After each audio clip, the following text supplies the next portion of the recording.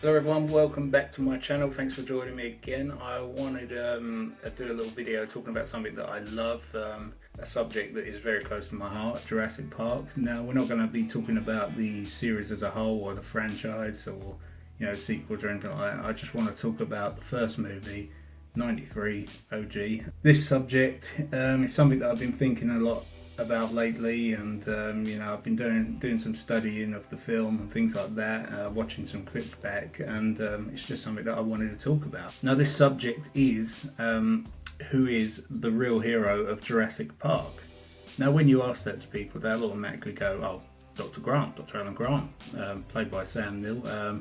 He's the main protagonist. He saves the kids, he saves the day.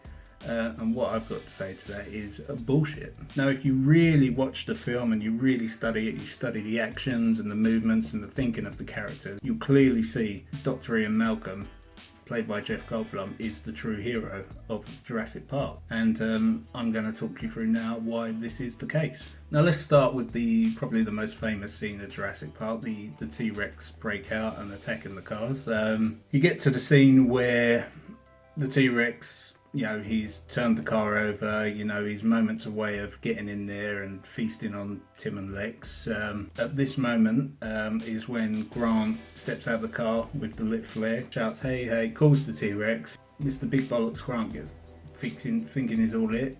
He's got this flare, he's just a bit like, what do I do now? He stumbles and he bumbles and he starts waving it slowly backwards and forwards, thinking as he goes along. All the while, back in the car, quick thinking, Dr. Ian Malcolm lights up another flare thinking, Grant's fucked up here. I've got to go and save the day. I'm going to get these kids out of here. So as Grant, waving his flare backwards and forwards, he tosses it into the trees, hoping to distract the T-Rex, which it does, but that will only distract it for a few minutes. Ian Malcolm gets out the car. Hey, hey, hey, hey. The T-Rex is sort of in the bushes at this point looking in, and Grant's still standing there. Why isn't Grant gone to the car to get the kids? And Ian Malcolm knew this. Ian Malcolm knew that Grant would bottle it. So Ian Malcolm gets out the car. Hey, hey, calls the T-Rex. Grant calls. Ian frees. Why?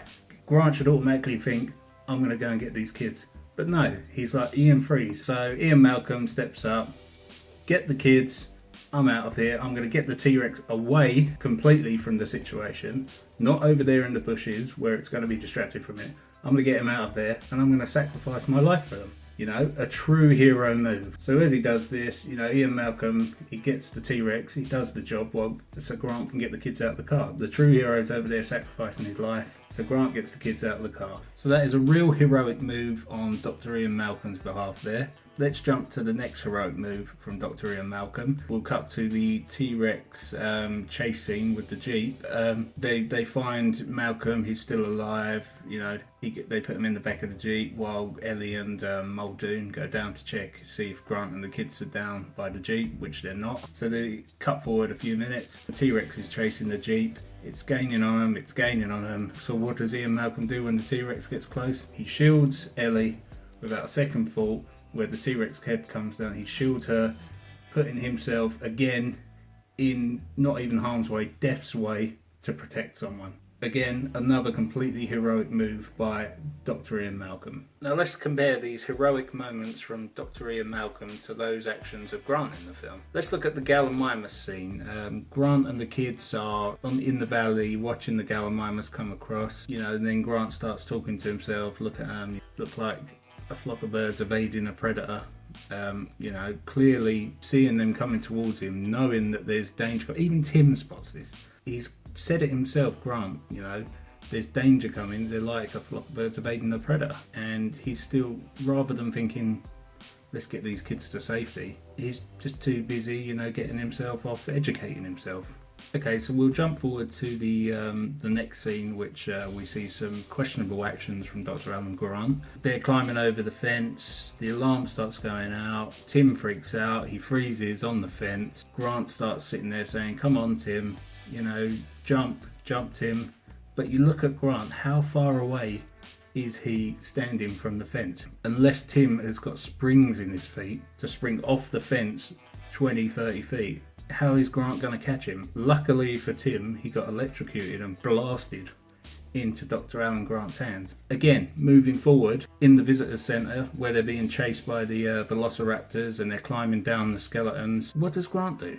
You know, Tim's holding off and Grant's like, Tim, let go, and he fucking drops him from 20 feet at least onto a hard marble floor. How does he know? Tim's already injured, you know, he's got burnt hands, you know, he's hobbling along, and he basically tosses him off the skeleton onto a hard marble floor. You know, he could have landed on his head, you know, broke his neck, you know, or, you know, was Grant tossing him down onto the floor for the raptors to eat so then he can make his escape with Ellie and Lex? Who knows? More questionable bloody moves from Grant here. And then again, skip forward a few minutes. You know, the raptors have Grant, Ellie, and the kids cornered. So what does Grant do now? He kind of shields everyone behind him from the oncoming velociraptor that's about to pounce on them and attack them. Yeah, he puts them behind him so he can get the quick death and, you know, have it over quickly. And then the raptors can then tear them apart, you know. These couple of actions from each character really put it in perspective for me in particular. You know, you've got Grant who just thinks about himself, you know, he doesn't think about his actions, what they're going to lead to. And you've got Ian Malcolm who is just on the ball every single time.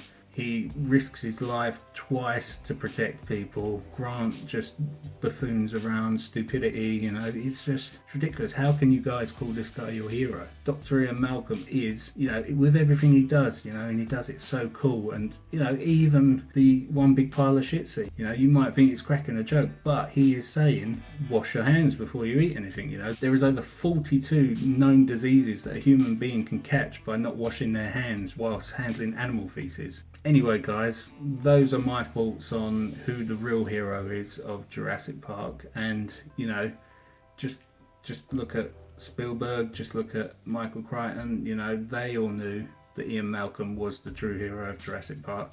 That's why they made him the main character, the main protagonist of The Lost World. It just speaks for itself. Well anyway, that's enough talking absolute nonsense from me. Let me know in the comments what you think. If you agree with me that Dr. Grant is a bit of a doofus and Ian Malcolm is the king. Please like and subscribe. I've got a couple of more Jurassic Park videos coming this week. One is a debate with my friend who absolutely hates The Lost World, whereas I'm quite the opposite. I absolutely love it. And another one is my top 10 greatest films of all time. So they'll be coming out in the next few days, one after the other. Thanks again guys, and I hope you enjoyed this video.